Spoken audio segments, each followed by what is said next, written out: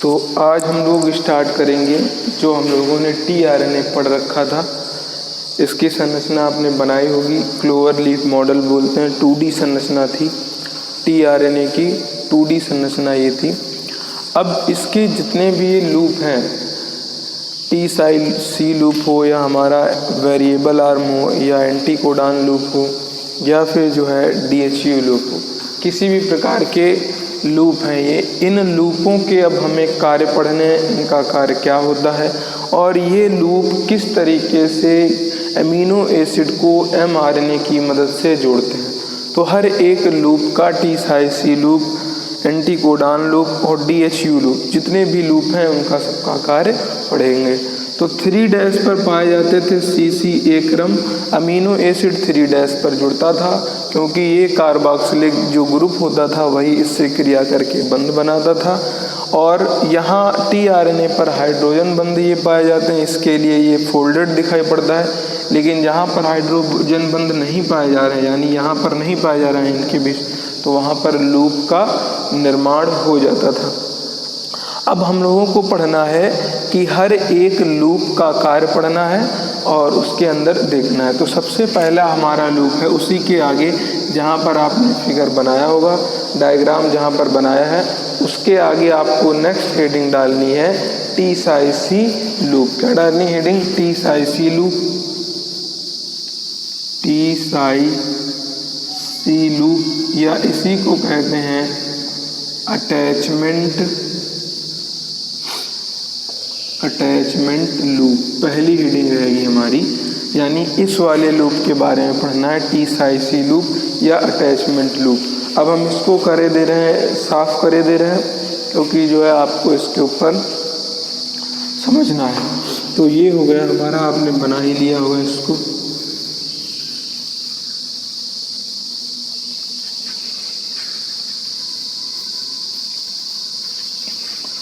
T loop का कार्य ये होता है कि जो राइबोसोम होता है, राइबोसोम की 2 यूनिट होती हैं, एक होती है छोटी यूनिट और एक होती है बड़ी यूनिट।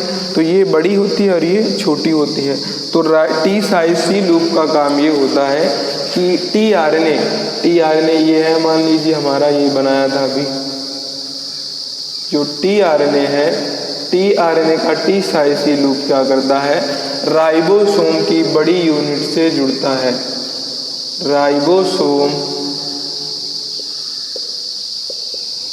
की बड़ी यूनिट, बड़ी इकाई से जुड़ता है या जुड़ने का कार्य करता है, जुड़ने का कार्य करता है। ये काम होता है हमारा टी लूप का कि राइबोसोम की जो बड़ी इकाई है इससे जुड़ने का कार्य करता है। अब ये बात हो गई हमारी काहे की टी लूप की हो गई। अब इसके अंदर हमें और आगे पढ़ना है, अगला हमें जो है लूप पढ़ना है, जिसके हमें जो है देखना है क्या काम होता है। तो एक लूप ये हो गया हमारा नंबर 1 पर। अब दूसरा जो है एक लूप है हमारा anti codon loop, anti codon loop. Anti codon loop यहाँ तीसरे नंबर पर ये वाला होता था और यहाँ पर 3 न्यूक्लियोटाइड के क्षार क्रम उपस्थित होते थे। न्यूक्लियोटाइड के यानी जो 3 हमारे बेस पेयर होते थे, 3 जो है कोडान छपे होते थे, कहाँ पर? एंटी कोडान लूप के अंदर। तो इसका काम ये होता है कि ये जो हमारा लूप होता है एक विशेष प्रकार का, यह विशेष प्रकार का लूप होता है, विशेष प्रकार का लूप होता है। और ये क्या करता है कि हर एक टीआरएनए के लिए, इसके ऊपर जो क्रम छपे होते हैं, प्रत्येक टीआरएनए के लिए जो क्या होता है, प्रत्येक टीआरएनए के लिए अलग अलग होता है। जो प्रत्येक टीआरएनए के लिए अलग अलग होते हैं, प्रत्येक टीआरएनए के लिए क्या होते हैं हमारे अलग अलग होते हैं जो हमारे एंटीकोडान लूप होते हैं, प्रत्येक टीआरएनए के लिए अलग अलग पाए जाते हैं। और इस लूप पर कितने न्यूक्लियोटाइड उपस्थित होते हैं? 3 न्यूक्लियोटाइड के। तो लिखेंगे इस लूप पर न्यूक्लियोटाइड के या लिखेंगे इस न्यूक्लियोटाइड के ऊपर जो है 3 न्यूक्लियोटाइड के विशिष्ट क्षार क्रम क्या होते हैं? उपस्थित होते हैं। 3 न्यूक्लियोटाइड के विशिष्ट क्षार क्रम उपस्थित होते हैं। इन्हीं न्यूक्लियोटाइड के क्रम को जिन्हें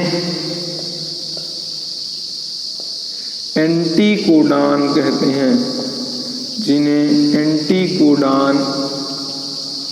कहते हैं, तो ये हमारी बात हो गई। एंटीकोडान किसे कहते हैं? यही जो 3 विशिष्ट क्षार क्रम होते हैं, इन्हीं से जो है छपे होते हैं। अब इन्हीं एंटीकोडान की मदद से जो टीआरएनए क्या करता है, एंटीकोडान जो हमारे हैं, एंटीकोडान की मदद से टीआरएनए एमआरएनए के ऊपर एमआरएनए पर उपस्थित जो कोडान है, कोडान जो हमारे टीआरएनए है, टीआरएनए का रूप पाया जाता है एंटीकोडान, और एमआरएनए पर उपस्थित होते हैं कोडान। तो एमआरएनए पर उपस्थित कोडान की क्या कर लेते हैं? कोडान को पहचानते हैं, या कोडान जो हमारे एंटीकोडान है उसके ऊपर कोडान को पहचानता है। टीआरएनए पर पाए जाते हैं भैया एंटीकोडान, एमआरएनए पर कोडान। एंटीकोडान और कोडान एक दूसरे के उल्टे होते हैं, जिससे क्या होते हैं, दोनों लोग आसानी से पहचान लेते हैं। और टीआरएनए के एंटीकोडान एमआरएनए पर उपस्थित जो कोडान है उसको पूरक क्षार के कारण क्या करते हैं? पहचान लेते हैं। तो टीआरएनए काहे की वजह से पहचान लेते हैं? तो लिखेंगे टीआरएनए के एंटीकोडान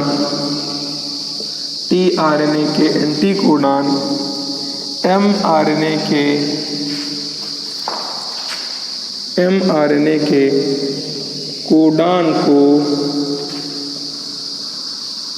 पूरक क्षार के कारण पहचान लेते हैं। तो ये बात हो गई हमारी क्या है कि एंटीकोडान लूप की बात हो गई। एक हो गया हमारा टी साइज सी लूप, जिसे हम लोग कह रहे थे अटैचमेंट लूप, और दूसरा हो गया हमारा कौन सा लूप? एंटीकोडान लूप। टी साइज सी लूप का काम बताया था कि इसका कार्य होता है कि जो राइबोसोम की बड़ी इकाई होती है, चाहे अगर 80S वाली कहेंगे तो 80S की 60S, अगर हम 70S राइबोसोम की बात करेंगे तो उसकी 50S। तो इस तरीके से जो दोनों हमारे राइबोसोम है, या दोनों राइबोसोम की जो बड़ी बड़ी इकाई होती हैं, उनसे जुड़ने का कार्य करता है हमारा टी साइज सी लूप और अटैचमेंट लूप। फिर उसके बाद बताया दूसरे नंबर पर एंटीकोडान लूप क्या होता है। एंटीकोडान लूप यह एक जो है विशेष प्रकार का लूप होता है जो प्रत्येक टीआरएनए के लिए अलग अलग होते हैं। इस लूप पर 3 न्यूक्लियोटाइड के विशिष्ट क्षार क्रम उपस्थित होते हैं, जिन्हें ही क्या कहते हैं हम लोग? एंटीकोडान कहते हैं। एंटीकोडान की मदद से टीआरएनए एमआरएनए पर उपस्थित कोडान को पहचानता है। टीआरएनए के एंटीकोडान एमआरएनए के कोडान को पूरक क्षार के कारण पहचान लेते हैं। काहे के कारण पहचान लेते हैं? पूरक क्षार के कारण। अब हम लोग आगे पढ़ेंगे भैया। अब अगला हम लोगों को पढ़ना है टी साइज सी हो गया, एंटीकोडान हो गया। अब लास्ट में तीसरा नंबर बचा है डीएचयू लूप। कौन सा बचा है? डीएचयू लूप जो है हमें पढ़ना है। तो अगला हम लोग पढ़ेंगे डीएचयू लूप, तीसरे नंबर पर।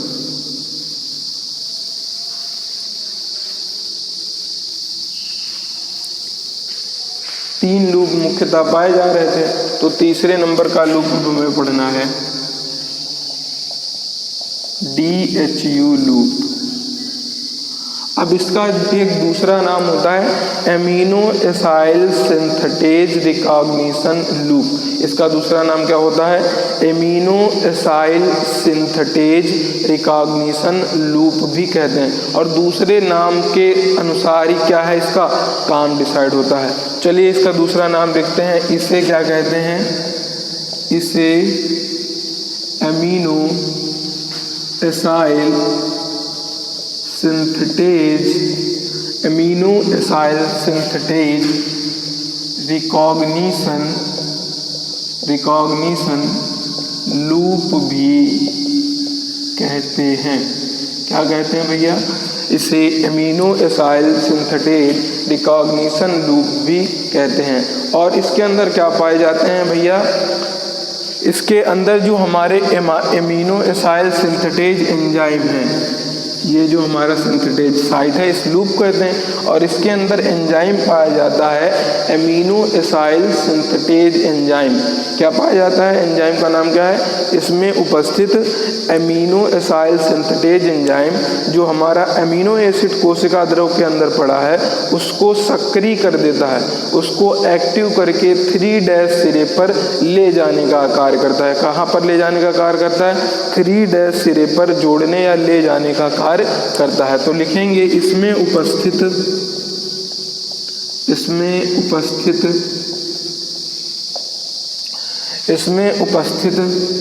एमिनो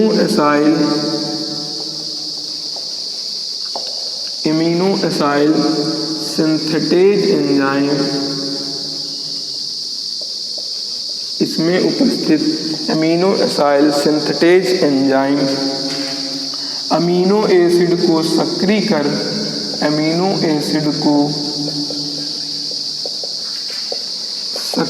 कर उसे कहाँ सक्रिय कर? 3' सिरे पर जोड़ने का कार्य करता है।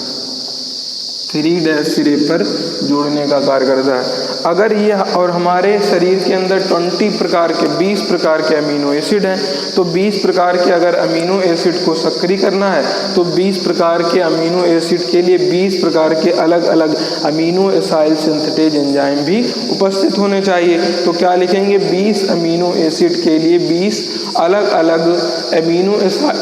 अलग प्रकार के अमीनो एसाइल सिंथेटेज एंजाइम पाए जाते हैं। तो अब हम लोगों को क्या करना है? आगे लिखना है, यहाँ पर बिगाड़ रहे हैं।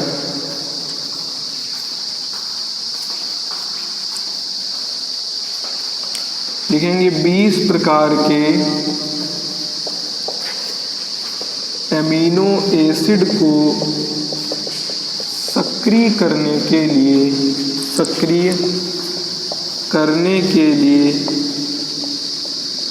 20 प्रकार के एमिनो एसाइल सिंथेटेज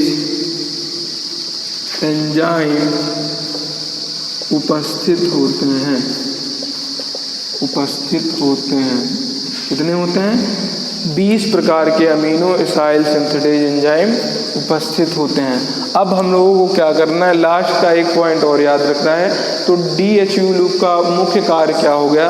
इन्हीं अमीनो एसाइल सिंथेटेज एंजाइम को पहचानना होता है, जो हमारे DHU लूप है। तो लिखेंगे DHU लूप का मुख्य कार्य